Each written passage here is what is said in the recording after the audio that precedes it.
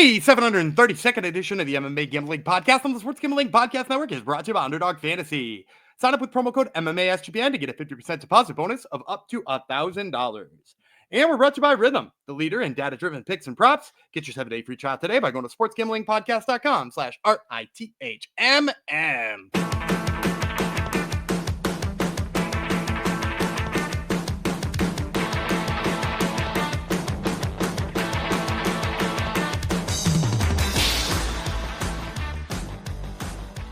Yo, DeGenerinos, and welcome to episode 732 of the MMA Gambling Podcast on the Sports Gambling Podcast Network, dedicated to all of you for starting your 2025 off right with us. Happy New Year's to you all. I am still a Tip Sport Game Changer Fox until further notice. As you see by the title, we saved the best for last. We're covering the UFC's two greatest divisions to finish off our futures articles for this week, and then MMA action kicks back off next week. So today is all about the light heavyweights. Oh boy, it's going to be fun. Is it not? I'm not slogging through light heavyweights on my own. I'm bringing in the man on the left, Daniel Gamble Responsibly, to slog through it with me. Hello and Happy New Year, Mr. Vreeland. I mean, you say slog through it. I will say this about breaking down light heavyweight. A lot of those other divisions, and you should definitely go back and listen to them all. I know the lighter weight classes got a few more listens than the newer ones, but go back and listen to them all. Some of those divisions, there's a handful at the top. Some have an interesting middle tier. I would say with light heavyweight, I think the fun thing is that and we'll get into whether or not we think Pereira can keep it or we'll drop it or whatever in a second. But outside of that, it's kind of a crapshoot on who will ever fight for that title. He's crazy active. He fights a ton of times. So we know it's going to be defended a bunch. And flip a coin. It could be anybody to get these title shots. So I think this one is more fun to just create your own path to the title and create your own marketing machine to get if you told me last year Khalil Roundtree was going to get a title shot and would put in a pretty damn good effort, for that matter, he was far closer to being champ than I think any of us would have ever imagined. If you go with that as a mentality into this, there's probably a lot of fun odds that are, fun to put a little pizza bet on. See, Gumby, always almost always the positive voice on this podcast. Once we go off air, then it changes. He's back to being a normal human being, but at least on this podcast, he is positive. That's because we're talking MMA on this podcast. It's true. We're not talking about any of the other things I hate. You're in your happy space. People seem, not to dive right into it right off the bat, but people seem to think Pereira is right for the picking. I'm hearing quite a few people expecting him to lose this year, which is interesting. Well, and it's interesting on the odds too, because candidly, we did the first chunk of these shows all with basically one book that we were using for odds because it was just easier to talk about that way. But we sort of had to look around because that book dropped them. I do think they're going to come back.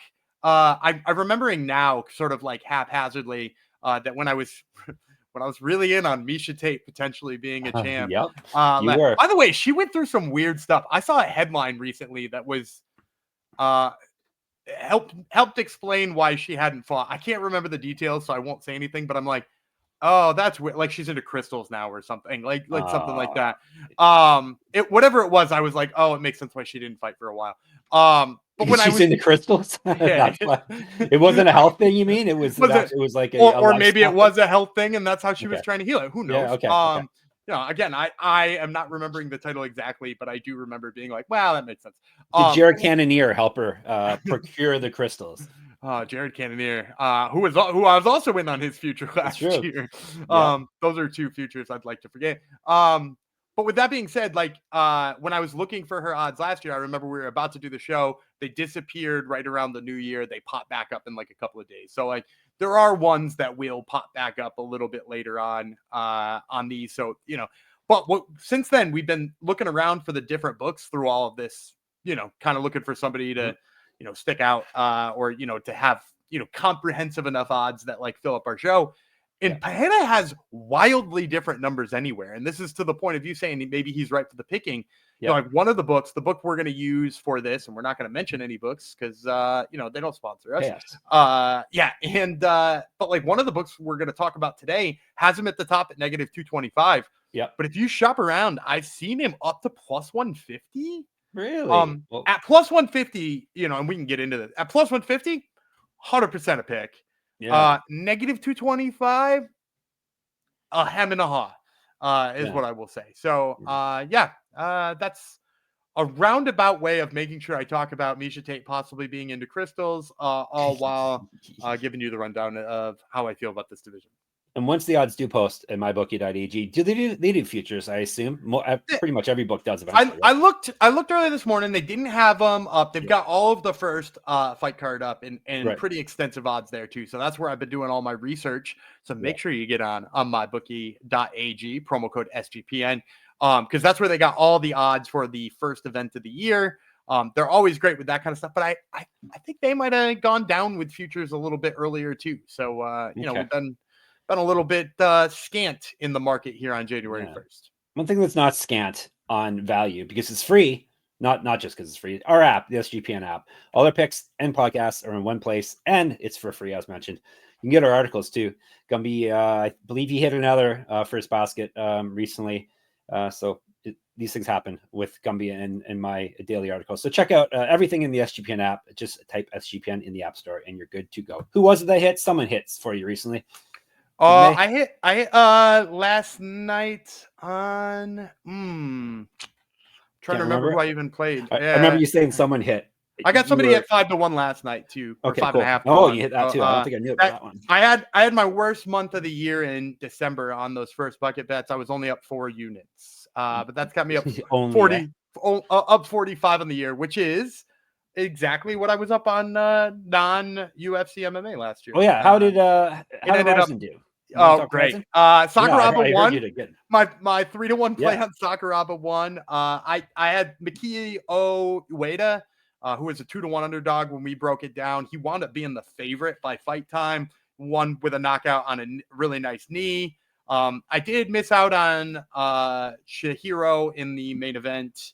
The grappling ruled the day on those last 2 or 3 fights. So ultimately a 3-unit night on Ryzen, 1-unit night on Octagon, and that brings us to 45 units to close out 2024 for non-UFC MMA. All right, next year, this year actually, we're already here. 50 units, Gumby. You're going up 50 units. What do you think? Well, if I go up at the same rate, we'll be 100. That's true. Like 14 the first time. Well, I guess it'd be like 70. By the way, Miesha Tate into using psychedelics to heal herself. That's okay. Hearing. And she says mental and physical trauma. I didn't read any of the articles, but I was like, that makes more sense on why she didn't fight this year. Well, she's old and she's been taking a lot of head trauma for many decades. So and I don't know what level of doctor prescribed or you know what level of any of this is. I just know it feels like that's probably why she didn't fight. Yep. You do what you got to do. All right. Yeah. So Ryzen went well. I saw lots of amazing highlights. I didn't get to see the event, but there's some crazy head kicks and knees, and there was some good action there. Ryzen always brings it, and I think they just announced a fight. I think and another fairly big fight. Naoki Inoue is going to defend his title because his number 1 contender Yuki Montoya won this on this event. Right. Yep. Awesome. We also had, and he ended as a dog. And what? How? Who? We also had him, and he ended as a dog against the 7-0 fighter. Right. So amazing. That's how we roll. All right, let me tell you the fights that are booked already at light heavyweight.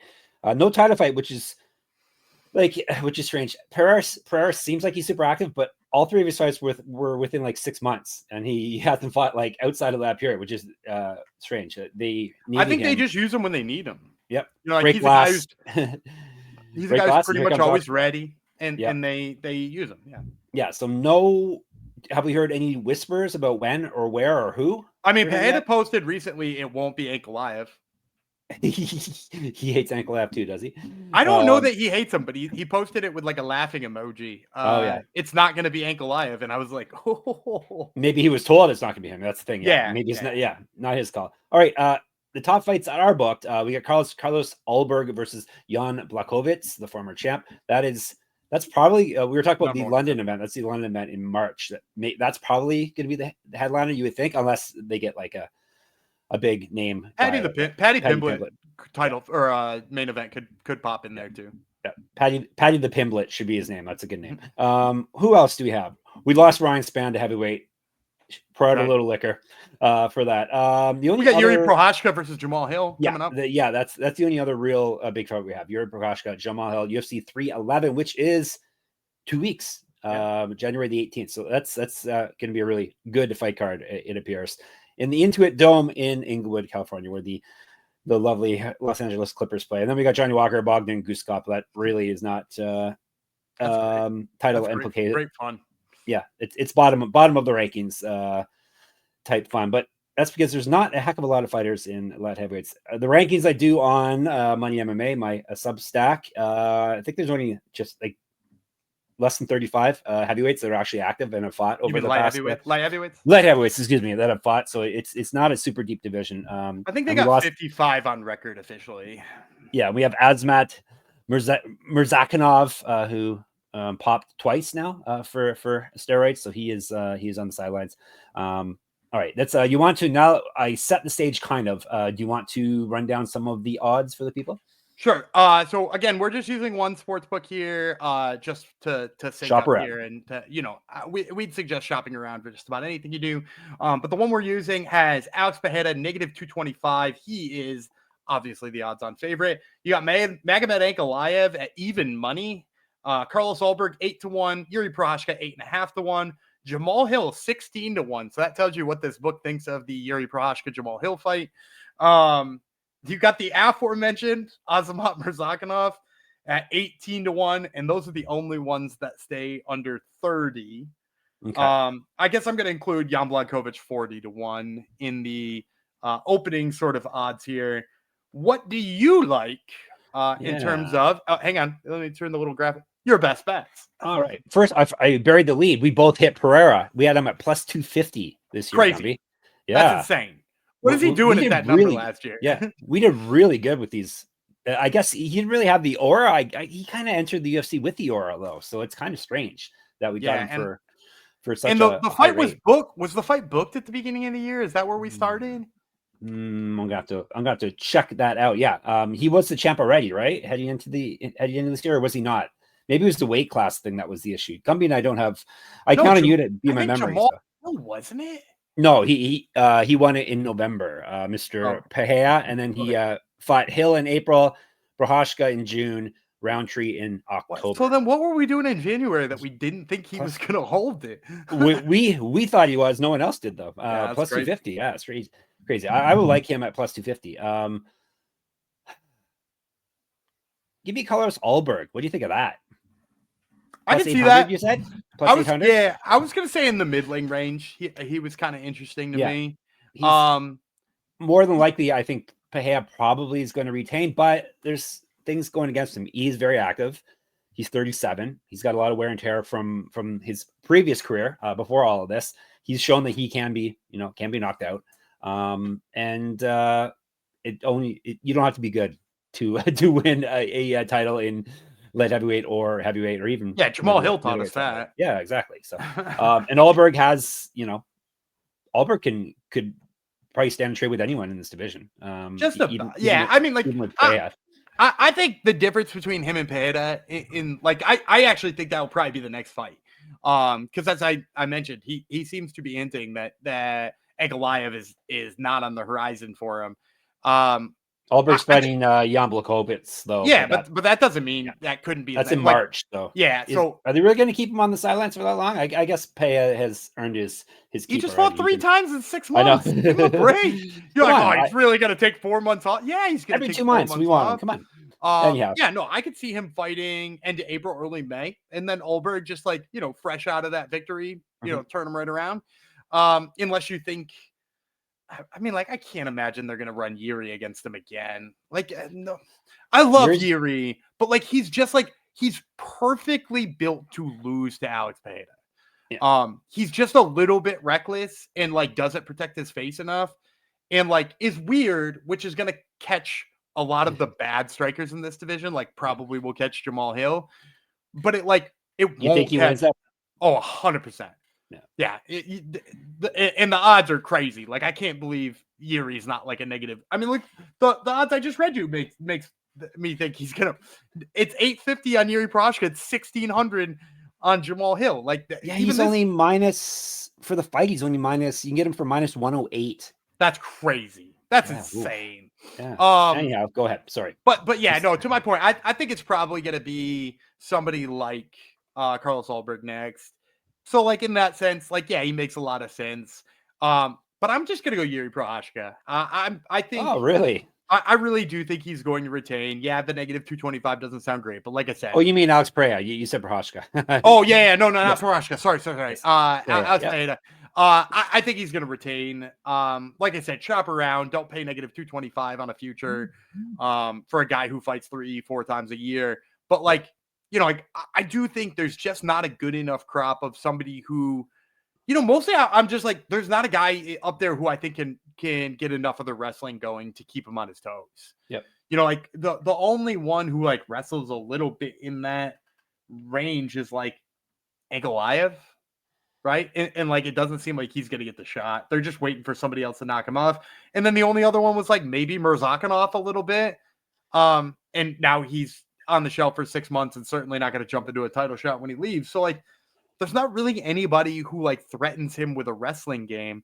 I know some books, the one we were talking about today, some books are offering odds on Khamzat in this division too.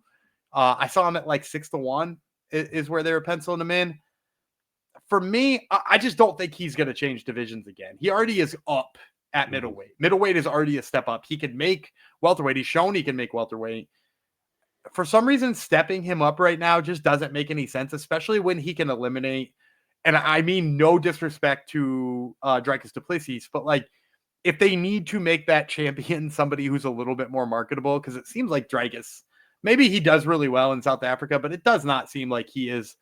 Like, if you ask, I think the most casual UFC fans, I don't think they would name Dricus du Plessis as one of their champions. No. Like, I think people would forget him. And like, if you need to get him out of there, or like maybe Sean Strickland says something they don't like finally, like Khamzat's the perfect person to do that. So like, I think we're going to keep seeing Khamzat at middleweight. And I think, I think Pereira is safe as a result.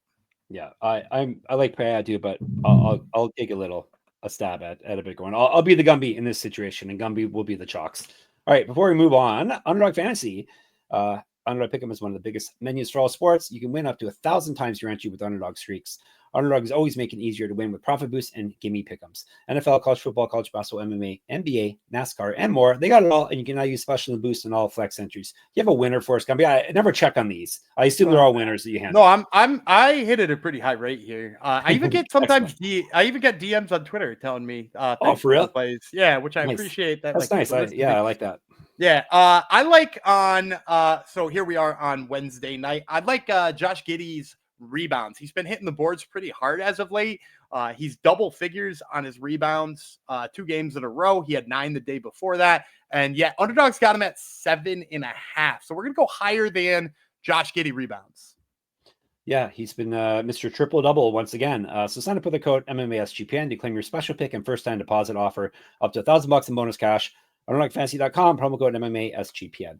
But a disclaimer there, Gumby is still stuck in Bulls fandom from the 90s. So look, they're playing the Wizards. They'll be fine tonight. They will be fine tonight. The worst team in the league.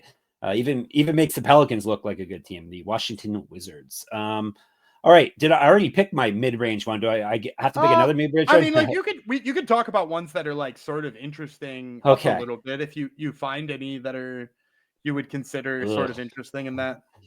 It's not good, is it? Pereira, Ankalaev, Ulberg. I could see those 3 all winning, perhaps. And then after that, Prochazka, I don't know.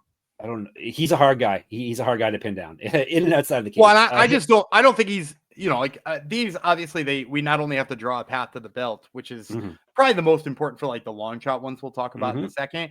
But like, they're those middling ones, you also have to like sort of think about if they have a reasonable path to victory in a title fight. Yep. Well, he has a fight you would think a number one contender fight booked already for Yuri, but still, I don't know if I don't think he beats Bahia anyhow. I don't think they want to run the third version of that fight either. Yeah.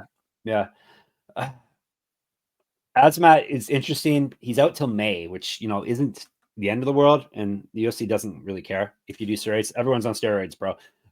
He's 4-0 in the UFC, and you don't need much more to get yourself into contention. I could see him getting a de facto number one contender fight, and then possibly getting to Bahia. But do they want him to fight Bahia? Do they want Bahia to lose? Do they want to put a wrestler against him? That's the thing. No, they love him. Yeah. So you would think he'd, unless he stopped wrestling, he wouldn't get a shot.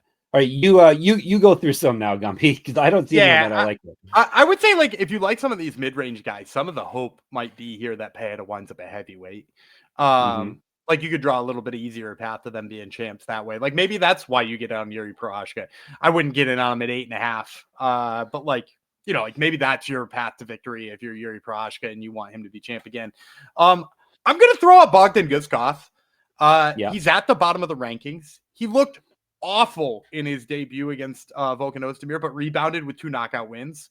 He looked really good in those fights. He's got an early year fight with Johnny Walker, who's a fan favorite. So like, that just spells he will probably knock him out in the most hilarious fashion possible.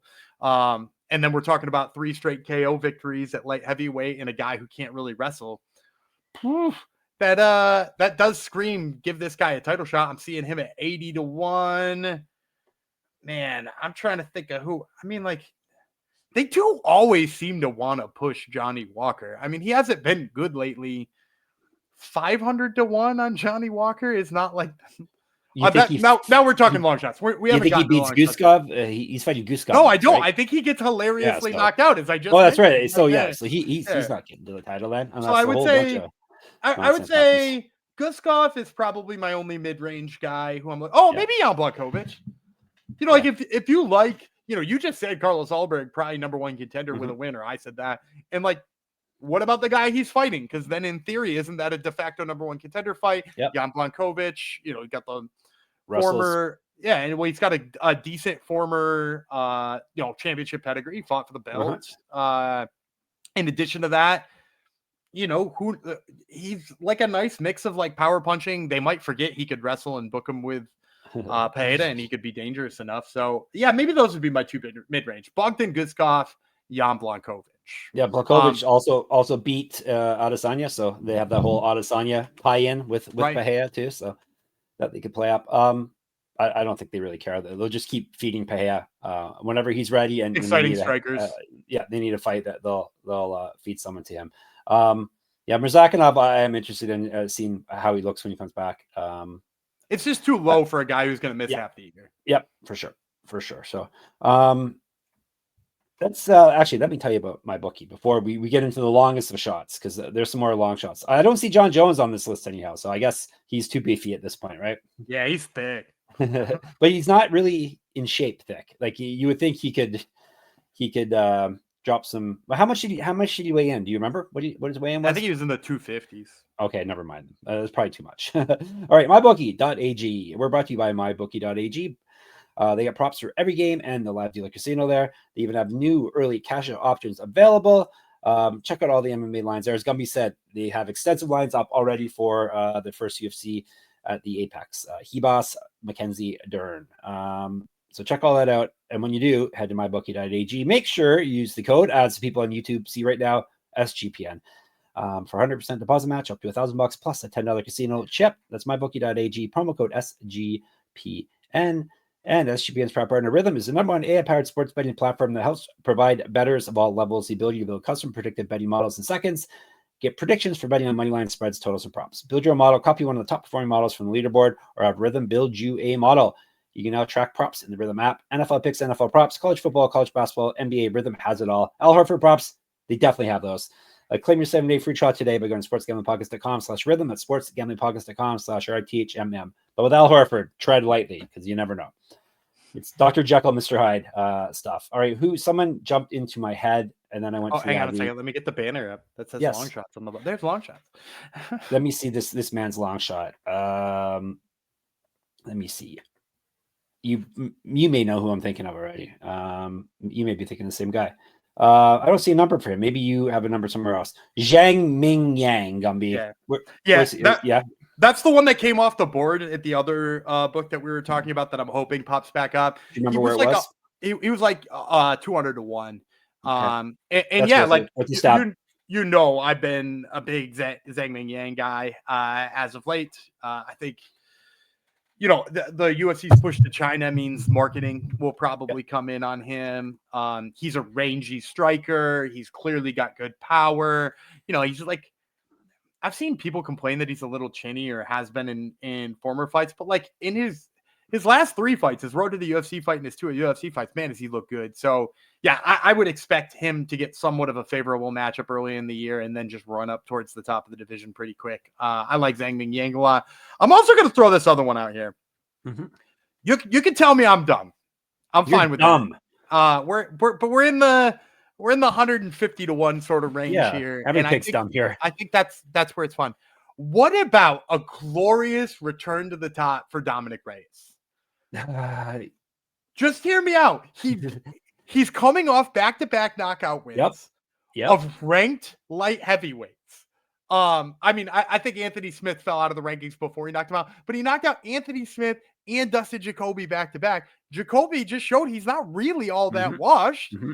You know, we're talking about back-to-back wins over guys who, like, even if they're not ranked, they're like credible. And I like, hey, you know, Anthony Smith at this point being credible, but it's light heavyweight. So like he's credible. You know, you're going to get 150 to 1 on Dominic Reyes. He back-to-back knockout wins. It's the best story in sports. You know, like if he makes a run back. Like we had written him off as being a giant pile of crap at this point in time. But like, tell me he couldn't come and knock out Johnny Walker. Like if Bogdan Guskov falls out of that fight, and you just pencil in Dominic Reyes, he couldn't knock out Johnny Walker in the funniest way you possibly could imagine. Or like you couldn't book him with Volkan Ozdemir and have him surprise KO. And like, if I'm repeating people he's already fought, which is totally possible because that losing streak was epic, Volkan Ozdemir very clearly could have been one of them. But like I'm saying, the version we saw of him in his last 2 fights where he was like kind of composed and like a sniper, like, you know, that's what we liked about him going into that fight with John Jones. So like, who's to say he couldn't return to that and at 150 to 1 be like the most fun sweat come like we need a November title shot for Alex Pereira? Yeah, I don't know. I went like that because I don't know what to think about the guy anymore. I don't like it when I have people written off and then they prove me wrong. I guess I should be happy that they. You mean like when you wrote off Michael Johnson and you said you couldn't bet on him anymore? Yeah, or when I didn't pick Zhang Yang in his first UFC fight. I picked Brenson Hibiero. I believe. Brenson Hibiero. Yeah. Yeah, I could see like talking about how active and they just stick pay and fights. I could see. Get Ming Yang a fight or Zhang. No, Ming Yang. What's his surname? Zhang Ming Yang. Zhang. Get him a fight in early spring, and then maybe are they going to China later in the year? Probably, you would think. Yeah. They seemed like they were happy with getting to go to China again. So I wouldn't be surprised to see that pop. Throw him in a main event. Boom, we're set. Yep. I like him more than Reyes, but Reyes is a bigger name at this point, obviously, and he has the better resume. So. And he's got like the hilarious close fight with John Jones. Yeah. Which if you're going to sit there and toot John Jones is a clear number 1 pound for pound, you got to respect the guy who almost beat him. Yep. Stick Bogdan Guskov against Reyes, and Reyes will think it's Anthony Smith again and do the same thing to him, right? That's right. Exactly. He'd be like, why is this guy not yelling at me about his family and stuff? All right. Anything else you want to say about this amazing division, light heavyweight? No, I think we captured it all. We captured it. Now we get to go to the best division of all. We'll be in the Discord. You can catch us in the Discord, sportsgamblingpodcast.com/Discord. Twitter is SGPN MMA. He's at Gumby Vreeland. I'm at Jeff Fox. Of course, YouTube. Please make sure you keep subscribing. And if you haven't already, subscribe. What's the name of our show? MMA Gambling Podcast. That's the name. It is on YouTube. It's been the name for how many years now? 4, 3? How many years? We've been doing this for quite a while now. Actually, we started in the pandemic. Did we not? Yeah, I think we're moving into year 5, if I'm not mistaken. Crazy. Gumby hasn't got rid of me yet. So yeah, check out that. What else can you check out? My Substack. I will have my UFC pick'em up and running in a few days. I guess Monday. because UFC is back, baby. So it's moneymma.substack.com. Gumby has got Top Turtle MMA podcast. Are we getting one this week? I don't think we right? took a break this week. First time ever, perhaps, right? It's the first time in a really long time. Yeah. I think we took a break the week one of my kids is born. Because the show has been running. We're moving in on our 10-year anniversary for the Top Turtle MMA podcast. These kids are both in college now too, so that's a long time. Yeah, and since they were born. Yeah, so it's a exciting return when we come back. We've got Furktabek Yokobov, who is going to be, he told me 90% certain on the Ultimate Fighter. So we talk about that. I'm also chatting with fighters on both of the first 2 fight cards of the year and possibly a return interview with Cecily Bolander. So that's what you got to look forward to in the next couple weeks. Yes. It was a very good interview the first time, and now she's a champion, so even better. All right, so check out Top Turtle. No matter who's on, it's you'll get something interesting, even if they just every other word's a curse. Or shout out Will Fleury. Exactly, champion Will Fleury. Or if you have to start bragging about what happens to people after they go on your show, Gumby. You can probably Octagon champs. Yeah, you can get more people on if you ever have trouble with certain managers or fighters. So that's Top Turtle, and of course we're at sportsgamblingpodcast.com, sportsgamblingpodcast.com/store, sportsgamblingpodcast.com/Patreon. I got to come up with some good nicknames here. Do you know what Bogdan Guskov's nickname is? I am Tsarevich Jeff Fox. I'll be back tomorrow. So will the Baltic Gladiator, Gumby Vreeland. We'll talk to you then.